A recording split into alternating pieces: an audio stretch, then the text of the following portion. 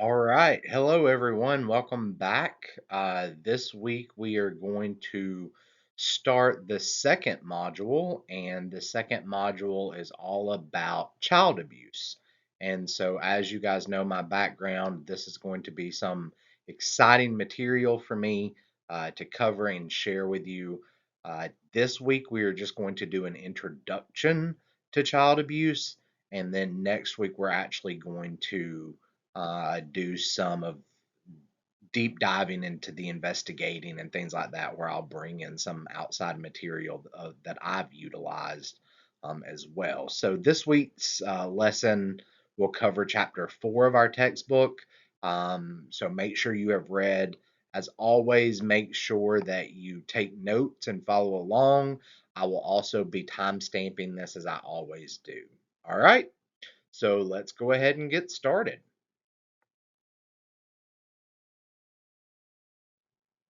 So, in order for us to have a real logical conversation about child abuse in America, we need to understand the history that goes along with child abuse. Over the last several weeks, we've talked about how society has viewed women and children in terms of property, and with patriarchy reigning supreme throughout the different nations in early civilized times. That's no different than what we're going to do now, except instead of looking at it from a violence against women frame, we're going to look at it from a child abuse frame. So this is not a new phenomenon. There has been child abuse throughout the ages, dating back to ancient times. So remember, patriarchy is an overwhelming um, societal thought process where the man is the head of the household and the man is the one who is responsible for their household. In terms, if you agree or disagree with that, it is what it is, but it is what society has viewed the familial unit as, dating back to ancient civilization. That continues to permeate our discussion now. There's a term that you will need to know that's called infanticide. Excuse me. And it's infanticide is basically the murdering of a child before their first birthday. Uh, yeah, that's right. Child death is nothing new. It was actually a norm back in ancient societies. And with infanticide, your the father had the right to kill the child. Um, it's basically killing the child before the first birthday. Um, so let's kind of look at the different eras and how they viewed children. So in ancient times, we still have patriarchy. We still have the notion that children are property of their fathers, and their father is the ultimate control over their being. We continue to look at the Code of Hammurabi. If you've taken any criminal justice class, you know this is nothing new. The Code of Hammurabi is the oldest uh, legal document that we have, that kind of sets out different controls for society, and gives the males in in those ancient societies um, the rights. So under the Code of Hammurabi, we see that the father had full control of his child until they were married off to someone else. God forbid you were a female. Uh, we see infanticide kind of um, more popular with female children than we do male children. However, the views of children remain the same, is that they are property. And then when we go to Greece, you kind of see infanticide more popular. And the reason is because if a child was not deemed normal, then they killed them or they left them to die. So if they had any type of illness or anything that they thought would affect the normalcy of the child, then they would leave him or her on a street corner, and the child would probably eventually die. So then we go to the Roman Empire, and with the Roman Empire, it's kind of um, similar, but the child and infants are viewed in terms of their usefulness to the family and the family legacy. So this is where we get the notion of like females are lesser than males because males carry on that family legacy, last name, things like that. And it wasn't until the Middle Ages and the age of Christianity that we really started seeing a child's right to life um, become a popularized theory. So remember, there is the Ten Commandments, thou shalt not kill, is one of the Ten Commandments. And so that really kind of cemented that children are people and children have a right to live. And so this is really that turn of the century kind of mentality where we start seeing more and more people viewing children differently. However, that didn't stop child abuse, as we will see going forward. Uh, Infanticide was illegal during the Middle Ages, and um, children children were exposed to different standards, I guess you could say would probably be the best word. So when I say that, yes, they recognize that they had a right to life, but I want you to stop and think, was that life really worth living? And you may be like, Mr. Dean, that is a harsh thing to say. However, think about it. The only thing that was really outlawed during the Middle Ages was incest, which is like father daughter relationship. So a child could be loaned out for sexual favors or loaned out for um, debt payment or anything like that. So just because they saw that a child had a right to live, that child is still viewed as a form of property throughout this time as well. It's not until we go to Britain and kind of see a new recognition of children. And if you've had a juvenile justice class, this will not come as any shock or new information. It's just shown in a new light through family violence. But early modern period, we're talking about medieval Britain, we're talking about monarchies and things like that. But they really recognize this notion of parents betray. Um, and you've heard that in terms of juvenile justice because parents patriae is the notion that the state should be able to take care of the child. Well, in this context, in the medieval times, it's recognition that the king has the right to act on the best interest of the child. So this is where we start seeing the best interest discussions coming in. As you know, in America, the colonists, the settlers, the early colonial settlers brought over British practices, and that is the same with family values and morals and norms. All of that kind of came over.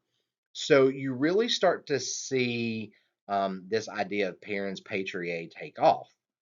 And later parents patriae will be the foundation on which juvenile justice and the juvenile system as we know is set up. But we're going to skip forward and go to 1825. And in 1825, there are these, well, there's a notion that um, children may not grow up in the best environment. Children may not, may have been abandoned. children may have been abused. So the state needed to step in to help them. And so you see what's called houses of refuge coming up to play in the early 1800s. These houses of refuge, in theory, are good. In theory, they're supposed to be a place that helps take these children in, kind of helps them learn, gives them education, gives them structure. They protect children. However, in reality, that's not what really happened. These houses of refuge were really more like prisons for kids. Um, Discipline was very harsh, and you typically saw children being what we deem now as institutionalized. And what do I mean by institutionalized? Well, you have these houses of refuge that house these children, the the thrown away, the forgotten, the abused children, and they put them all together. So whether you're abused or whether you're committing bad offenses, what we would call delinquency right now, they're all put together. And so whenever they're all put together, they tend to mesh ideas. And so you see that they only know how to live in these houses of refuge environments. And so when they get out of the house of refuge, they continue to turn to a criminal behavior to get them back in because that's all they know. And so it really kind of had the reverse effect of what it was intending to do. So, seeing that this was kind of like a never ending cycle, you have the next big movement in juvenile justice known as the Child Savers Movement. Now, I will be the first to tell you this movement is highly controversial to juvenile justice scholars. Some make the argument that the Child Savers Movement was a great thing, and that it helped form our juvenile system as we know it, kind of helped form our foster care system as we know it, things like that. There's another thought that the child savers movement was actually the elites trying to continue to suppress um, lower classes so that they would feel good about themselves. And what I mean by that is the whole movement started when a group of women decided that there needed to be something done about all of these children going into these houses of refuge. There needed to be more care. They needed to have structure shown to them. Their parents needed to have structure shown to them. So these people took the mantle and took up the cause of saving the children. And what that really meant was they continued to perpetrate the class system by targeting poverty and what they viewed as poor parenting. And in order to do that, they instituted mandatory schooling and kind of set the standards for what appropriate parenting should be. So you have the elites kind of telling everyone else, hey, this is what we think your parenting should be. This is how you should raise a child. If you don't raise a child like this, then we're going to save them. So, as you can tell, I tend to lean around the fact that it might have not been the best type and it might have been used as a way to continue to suppress. However, the child saver movement, whether it was a good or bad movement in the debate of everything, ushered in an entirely new system, and it's known as our juvenile justice system.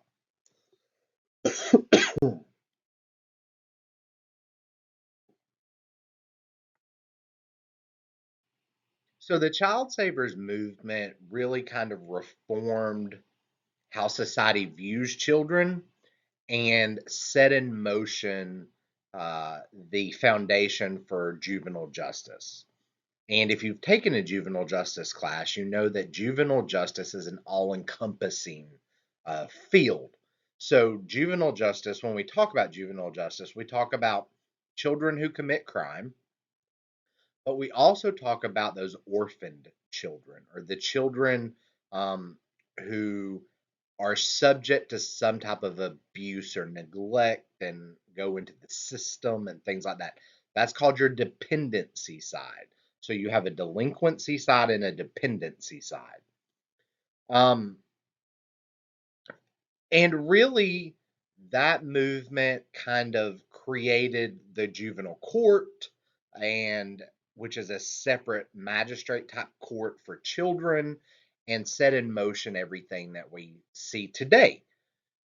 Well, the child abuse, well, I'll say this, the child welfare system is a relatively new system. Social work is a relatively new field. And when you say child welfare, you typically think of social work. Excuse me. Child welfare came about because the child savers movement kind of was happening. We were getting juvenile courts and things like that. And then everything kind of flowed until um, probably 60s, 70s. And then you started seeing this notion of battered child syndrome. So, battered child syndrome is really kind of what brought child abuse to the forefront. And this syndrome was coined by C. Henry Kemp. And he coined it because he recognized that there are physical and psychological effects to abuse that children go through. And he saw the need for more intervention in order to kind of prevent the abuse. And so you start to see in the 70s that the system is starting to form. The child welfare system is starting to form. And child welfare deals with child abuse. So you see that based off of the recognition of this battered child syndrome and Kemp himself kind of advocating, it's bringing the collective view of child abuse back to the forefront. And in the 70s, in fact, in January 31st, 1974, the federal government passed what is known as the Child Abuse and Prevention Act, or the CAPTA Act. And CAPTA is basically um, a federal law that oversees the child welfare system. And so, under this act, the federal government will distribute funds to states to help in their child welfare systems and allows them to support their prevention, assessment of child abuse, investigations, prosecutions, things like that.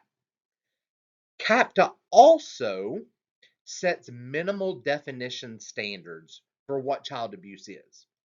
So, child abuse, just like family violence, the definition is statutorial, which means that it's in the statutes, the legislation.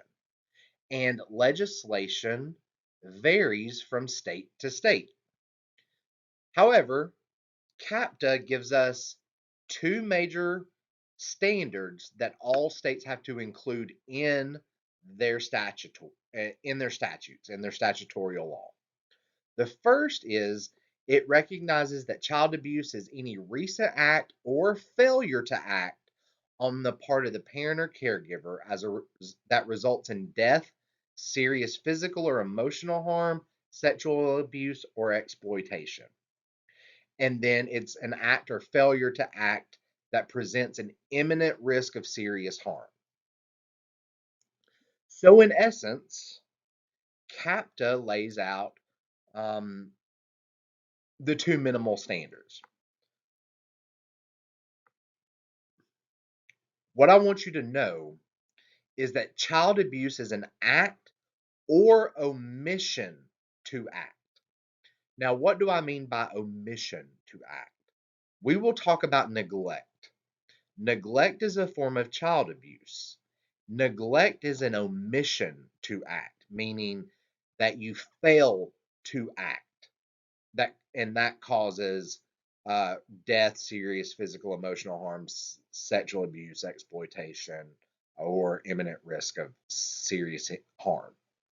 So, in essence, CAPTA says you have to have the act or omission to act as part of your statutes.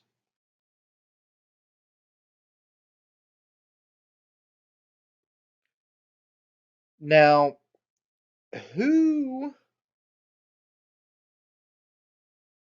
sorry, now, who is charged with investigating child abuse? So, if we're saying that child abuse happens, and remember, it came about back to our forefront in the 70s because of Kemp's um, battered child syndrome recognition. So we saw the need and the necessity of child abuse, education, and statutes.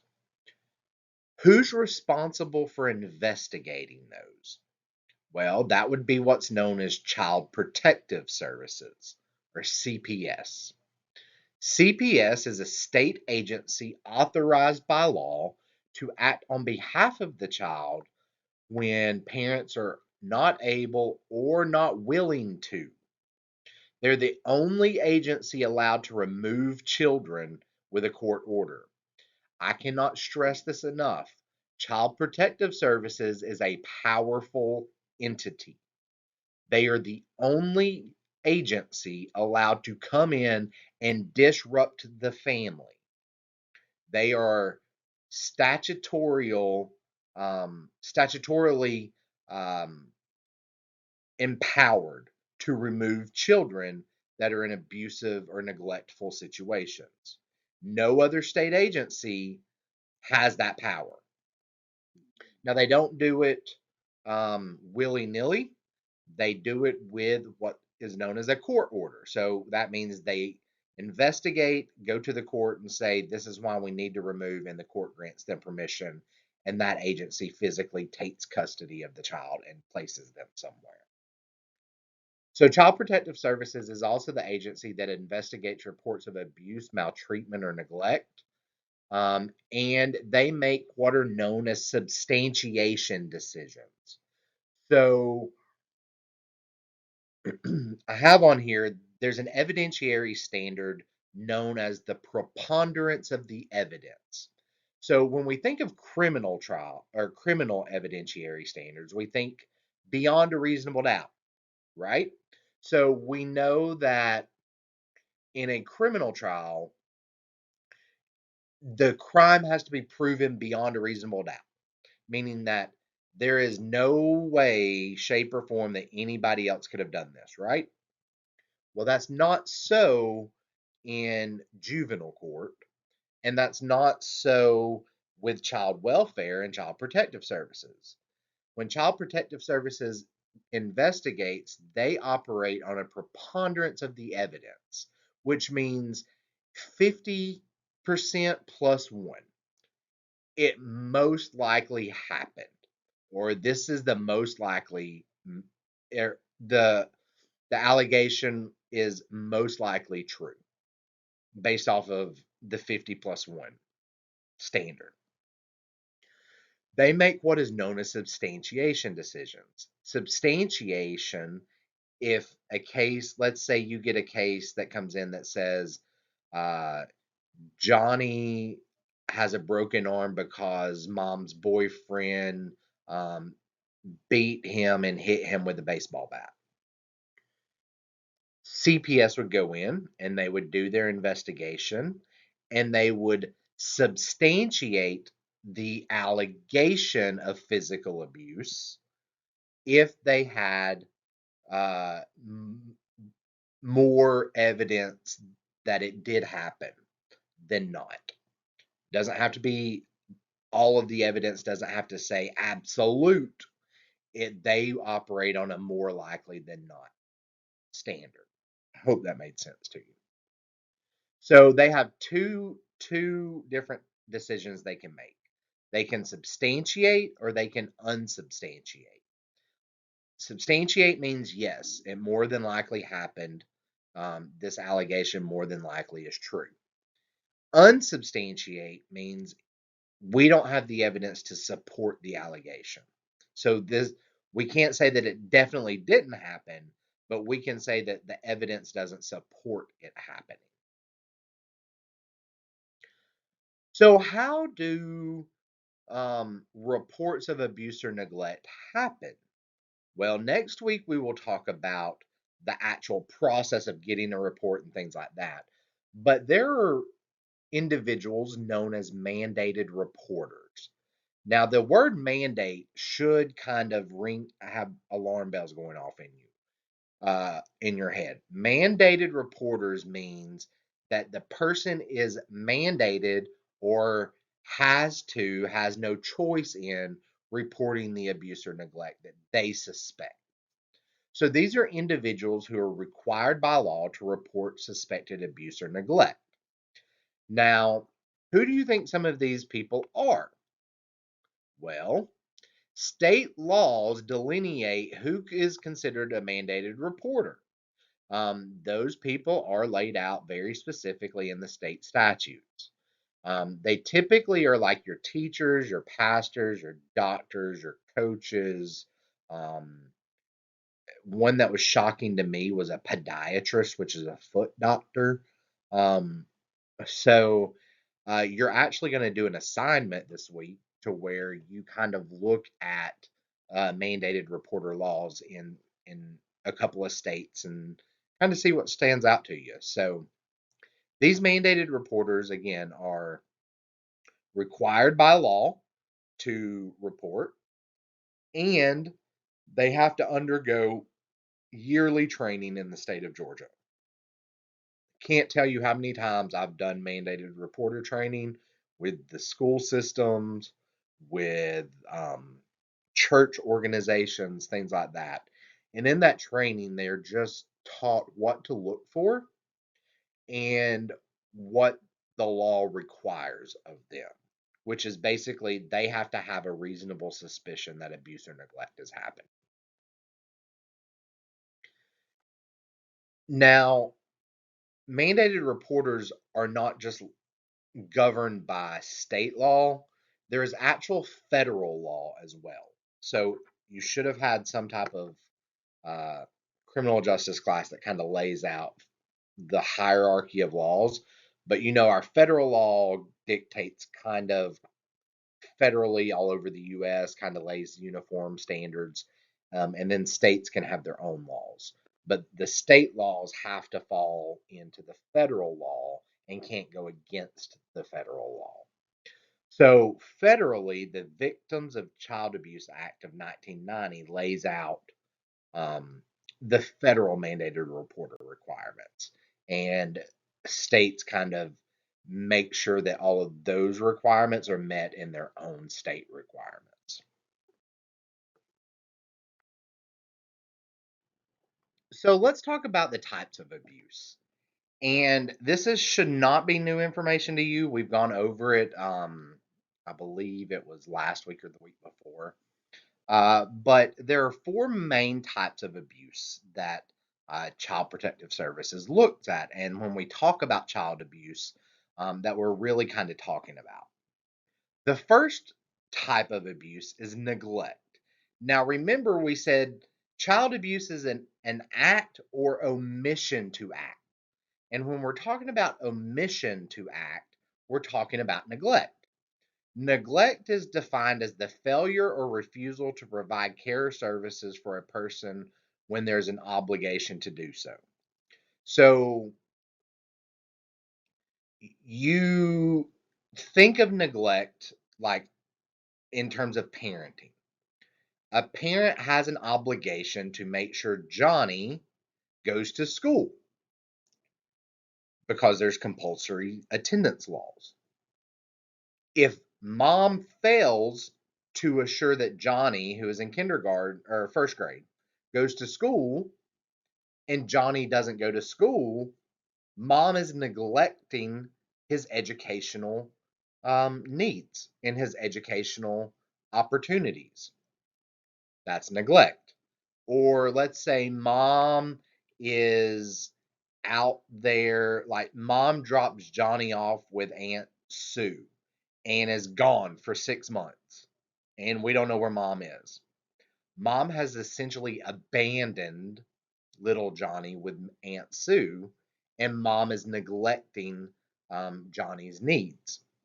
So you see like educational neglect, you see abandonment, you see medical neglect, and I put substance use and abuse under neglect because a lot of times, in my experience, I have seen this duly working together. So when you have substance abuse issues with a parent, you typically have some sort of neglect going on in the home, whether that be mom doesn't provide food because mom is getting her drugs to get the high, or mom is doing drugs and sleeps all day and doesn't assure that little Timmy gets up and goes to school.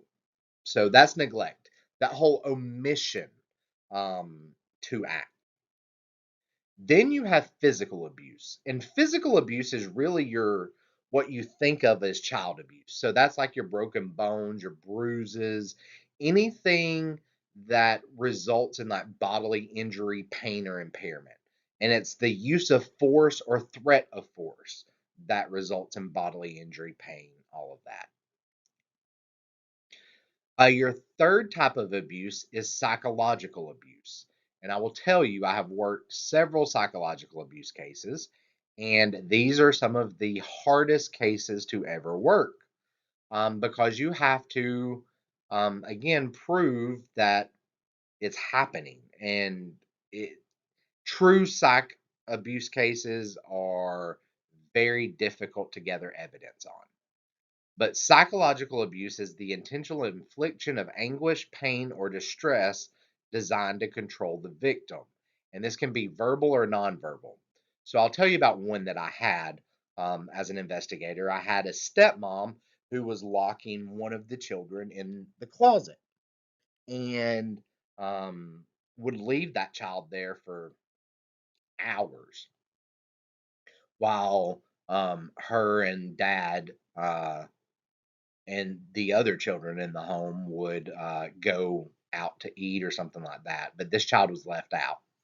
And so I was able to put together a timeline and able to show how being locked in the closet caused some psychological issues for this child. Um, we call it scapegoating. But this child was scapegoated, which means it was a targeted child.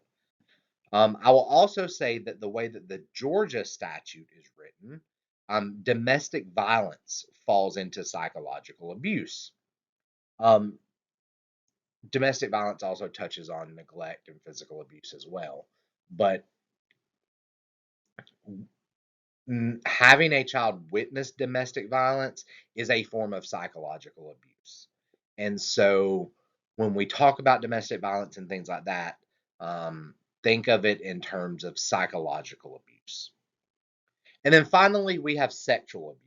And sexual abuse is the non consensual sexual contact of any kind, um, or sexual contact with a person incapable consent, including minors.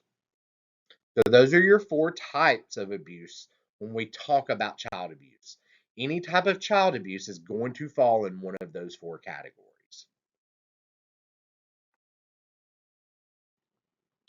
So, you can't really talk about child abuse without talking about child fatality. And I will tell you, child fatalities are not fun.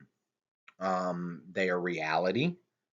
They are very difficult, and they are very difficult for investigators to work. There are approximately 1,670 children dying every year from abuse or neglect, and it's typically at the hands of the parent. When I was with DFACS, and when I came over to DFACS in 2014, I went through training, which your training was about 4 weeks of intensive training. You go to like an academy and train on how to do investigations and kind of look for everything. My first case coming out was a physical abuse case on a group home. My second case that I got was a child fatality. And it was one of the child fatalities I will never forget. A father had killed his or a stepfather had killed his stepson while the mom took the daughter to school. That child died. Sorry, I still get a little emotional on it. That child died um, the weekend before his second birthday. And I still remember having to go in and seeing the child on his pallet in the floor, seeing the blanket and everything else. So child fatalities happen all the time. I happen to be um, at a level where had a lot of child fatalities as far as I was the primary investigator that worked those cases, and they don't really get any easier. Um, but there are certain risk factors that put a child um, in higher danger of having a fatality. The first risk factor is a child being under the age of 1. Infants are substantially higher risk factor to die, whether it be from co-sleeping or neglect or something like that. Um, Shaken baby syndrome, things like that all happen. Infants are incredibly high risk. Your second risk factor is parental substance use, because as we know, substances kind of change the brain chemicals and change the way you react to situations.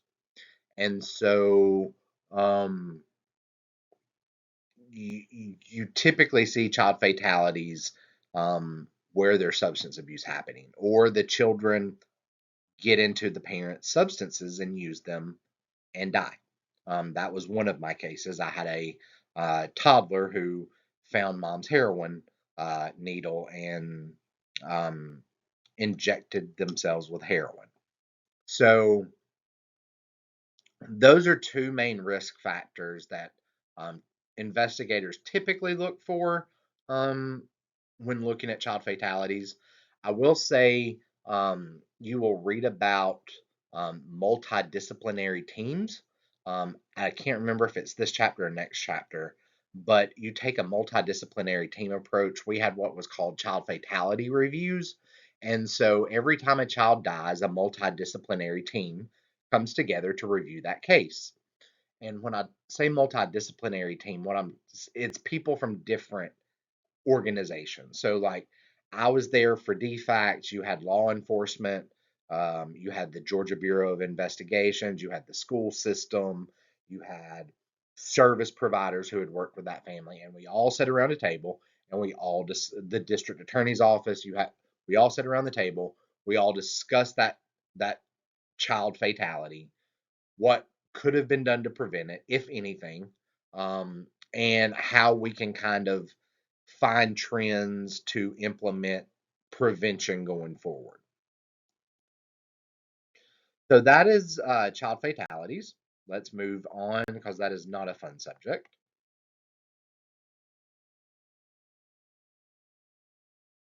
So let's talk a little bit about perpetrator and victimization. When I say the word perpetrator, I want you to know that's the person who um, does the child abuse. And then the victim is, of course, the victim or the person who receives the abuse. So these are some perpetrator and victim dynamics um, for child abuse themselves. So the majority of perpetrators are between the ages of 18 and 44, and more than half of them are women. In fact, most perpetrators of child abuse are the moms. Um, I will say neglect is high, um, highly perpetrated by mothers or women.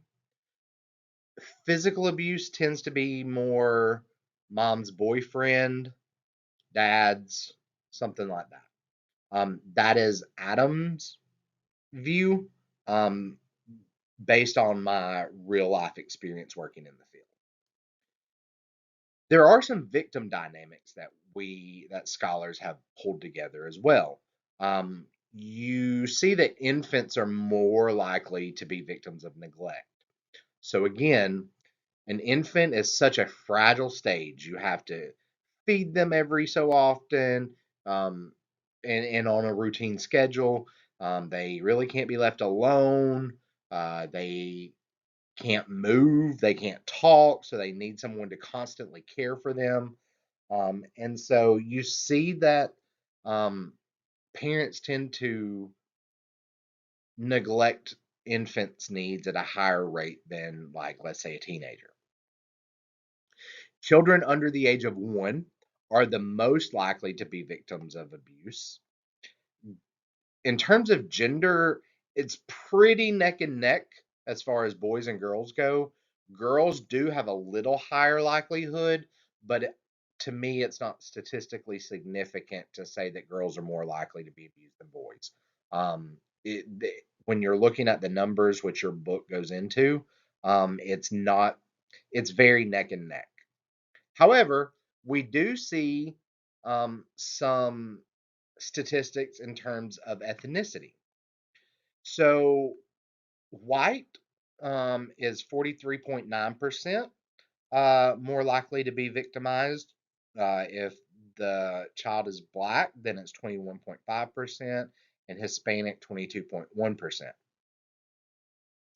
Now, let's dive into these numbers because we have talked about studies and kind of how to interpret studies and why research is necessary.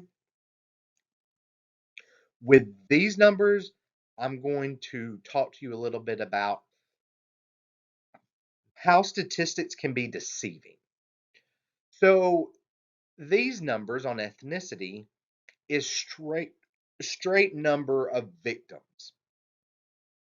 So there's been more, what this is really saying is there's been more white victims of abuse than black victims in the total number of victims. Okay? Keep that in mind because we're going to go to the next slide.